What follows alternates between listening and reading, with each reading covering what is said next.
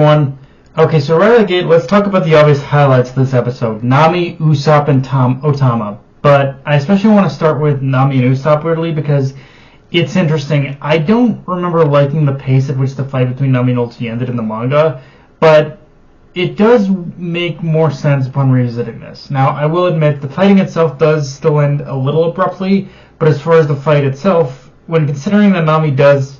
And considering everything that's involved around how this fight ends, like Nami having the power of the Zeus, obviously, everything does kind of start to does pretty much tie together a lot better than what I thought, or a lot better than I remember.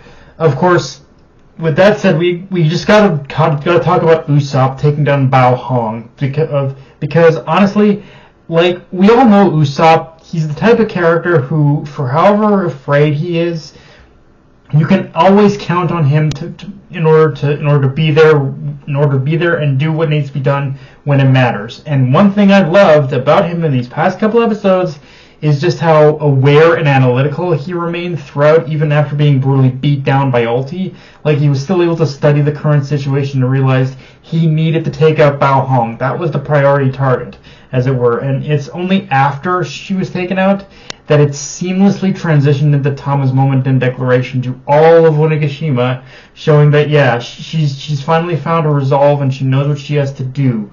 But man, when the rendition track of We Are hit, that was like the perfect crescendo to compliment Tama absolutely just flipping the script on the whole fucking battle. And the best part is, because Bao Hong was knocked unconscious, all this is happening without Kaido even realizing it. Like, that is the absolute just insanity of what just happened with Tama, Nami, and Usopp in this chapter. Like, Tama, Nami, and Usopp, like, this is one of those episodes that really shows that Nami and Usopp truly are the underdogs. They may not always be the most reliable at times, but they are the most dependable where it matters, and they will be there in order to absolutely flip the script on everything going on when it absolutely matters. Like this.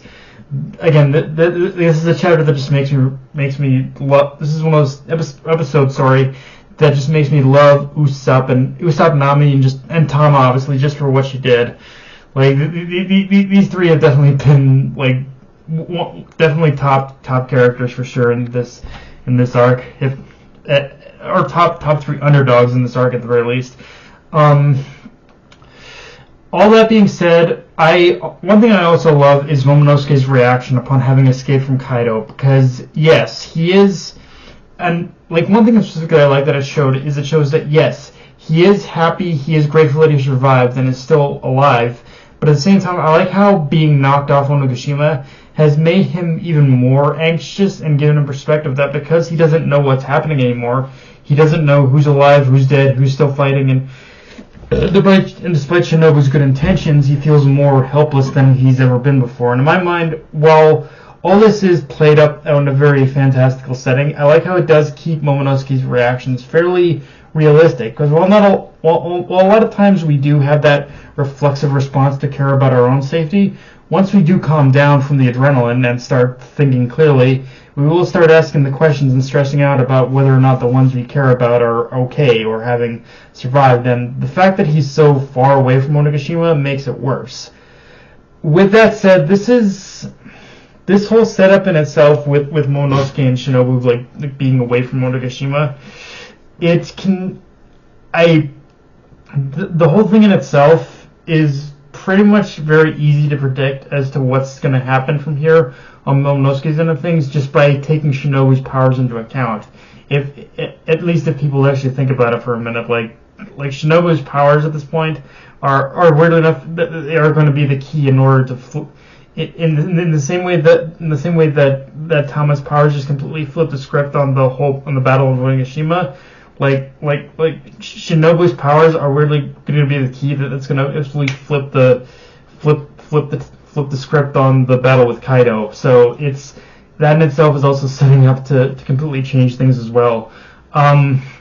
That's also been the strangest thing about revisiting all this in the anime for me, is the solutions were right in my face, but I didn't consider them until now.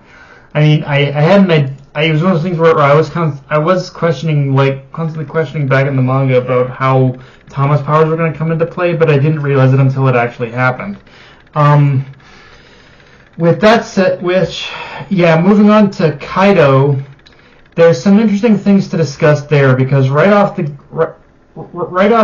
the gate, animation-wise, this whole episode was that whole section of the episode was absolutely stellar. Chef's kiss, the whole thing. But the scene itself is also interesting in the sense where there were brief moments where the way Kaido and Yamato were moving, talking, all that stuff, just the way that Kaido and Yamato were animated in that back half of the episode, it looks like they were partly rotoscoped. Like, I can't say with certainty if that's actually the case, but it definitely looked like it.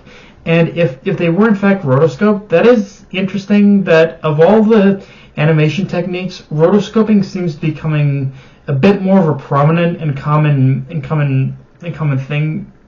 thing in Japanese animation now, and I guess in general it just seems to be making a bit of a comeback. But so it's like I wonder if if Japanese studios are partly listening and realizing that they have to ease up on 3D animation a bit, because they have been using it a lot as of late, but they realize, okay, but we still got to cut down a little bit. So what else can we use? And maybe they've looked to rotoscoping as a replacement for 3D. I can't say with certainty, but it might be possible at this point. I don't know. And honestly, I'm not gonna lie, I will prefer, if they're gonna use any cheaper methods of animation, I will take rotoscoping over 3D, honestly, just saying. But animation aside, the other interesting thing is Kaido's words after Yamato says she'll defeat him, and him saying he's staying here because it's the land of Wano. And manga readers, if you know, you know, but it is one of those moments where right then and there, I should have started asking way more questions about Wano itself and its importance as a nation, and in general why it's such a centerpiece of the story for Oda, like all the way back when I was reading this in the manga. Because again, hindsight works in a very mysterious ways. Because now I can't help but having this very euphoric laugh and just gigantic ass smile at small underlying moments like that and small just little bits of dialogue, because I know the eventual reveal now is going to be intense for many anime onlys. But yeah, guys, that's pretty much all I got for this review. If you enjoyed the video, like, comment, subscribe. Follow me on Twitter, Analyst Crunchyroll. Be sure to hit the notification bell, hit the subscribe button, and just hit the video around, guys. Dark Knight of Anime, signing off. Later, everyone.